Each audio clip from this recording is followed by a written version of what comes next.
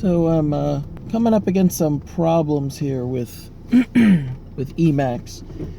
One of my primary goals of switching to Emacs was to have something that was more extensible, very asynchronous, and integrated the shell or whatever program I was running and getting output from much more better like. Because what I'd been using before was just Emacs with multiple panes, and then Vim running in one, and then a shell running in another, and then using Emacs to modify, the shell and mess around in it, and grab things out of it and move it into Vim where I can work with it. And I would supplement that even with keyboard macros programmed in the keyboard, so they were completely independent of the OS, where it would take, my Vim selection, yank it, switch windows, paste it, hit enter, switch windows back, and just resume work wherever I left off.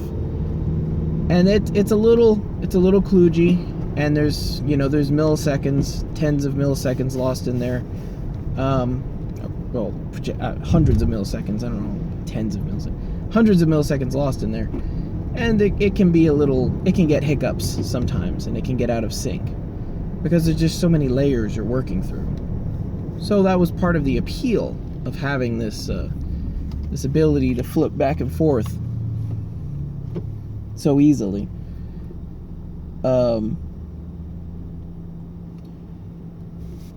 And I'm Emacsing pretty solidly now. I'm understanding how to tweak things and customize things, because as with most development environments, the power doesn't come from having the environment. The power comes from integrating the environment as much as possible and customizing the environment to you as much as possible. So getting it to a point where your keystrokes are your keystrokes, and your shortcuts and your macros are all up here and automatic down here. That's where the power really comes in. That's where you really start to get more work done. So I'm coming from that, and a very good integration of that.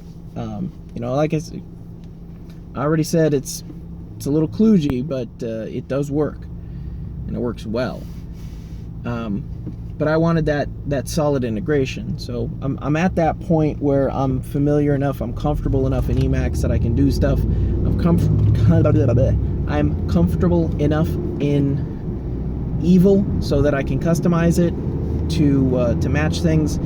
I'm comfortable enough that I can overcome the weird key bindings that I find myself in new major modes I'm exploring, so that it's more or less integrated to my expectations.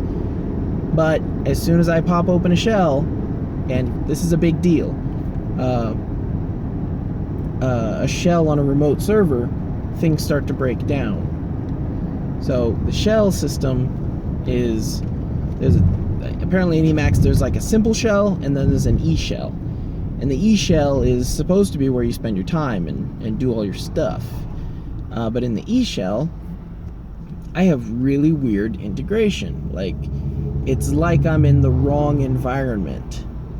If I open an E shell while I'm opening a file, which is really cool, by the way, when you open a file in Dired or whatever, you can open a file directly through an SCP or a PuTTY or SSH connection. It doesn't matter. It'll just connect to that server. You enter the password, unless it's already entered, or you have the keys exchanged. But you enter the password, it grabs the file, puts it in a buffer, and then you work with it locally, totally normally.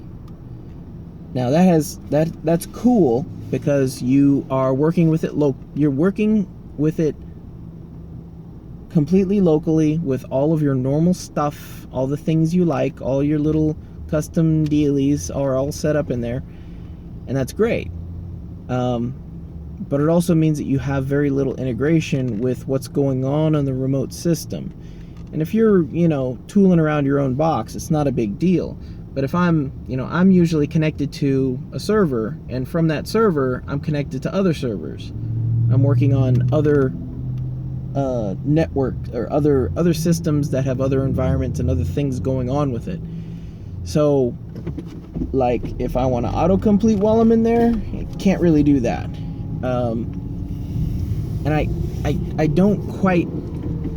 Maybe that's the problem. I hope that's the problem. I don't quite understand Tramp. I'm not sure if Tramp is just like a fetch tool that just grabs files, or if it's really an integrated Emacs system, completing all the variables and the file names and all that stuff. Because I have not been able to get that kind of file name completion, and that's where things get quick. I'm doing my quick maths here.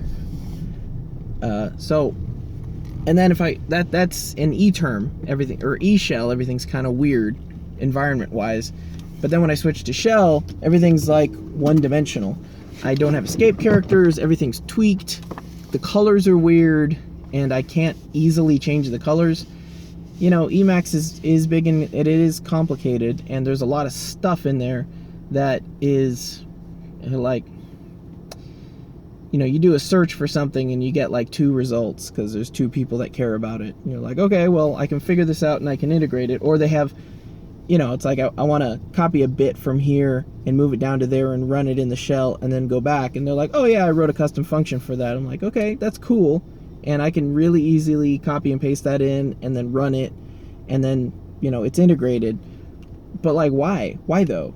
Like, shouldn't that be, like, there should be consistent registers across the whole system. And I'm comparing to Vim here, but, I'm coming up against weirdness, and I'm trying to get around the weirdness, and without, writing a ton of ELISP, because I just can't believe that this stuff is not already supported. So, we'll see how that goes. I'm going to get back to it. I still have to get real work done. So I am probably going to be revisiting Vim and Vimming some more, and I've already caught myself doing Control G's in Vim, which I'm probably going to have to remap to escape or something. That's actually, I don't know what Control G does in Vim. Well, either way, this is just it's that middle phase where you're just kind of in the middle of 2 different systems, and it's hard. But I'll get through it. I'm still poking away at it. I'm still making progress, but I'm definitely finding where the problems are. If I invest the amount of time that I put into Vim into Emacs, I have no doubt that I will be light years ahead of where I was with Vim, or rather, at least I can accomplish things that are light years ahead. So that's pretty cool. I just need to figure out the weirdness.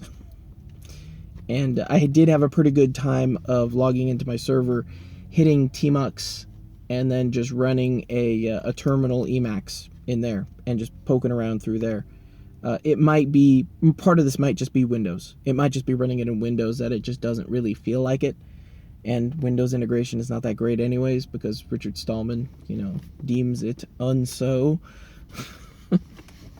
But yeah, so I'm going to keep working at it, keep plugging away, and I'm already getting some, warm and fuzzies. I'm feeling slightly cozy in some parts, but for the most part, when I flip back to, that Vim tmux combo, I'm just like, my thought is now like, how do I get this to do what Emacs does?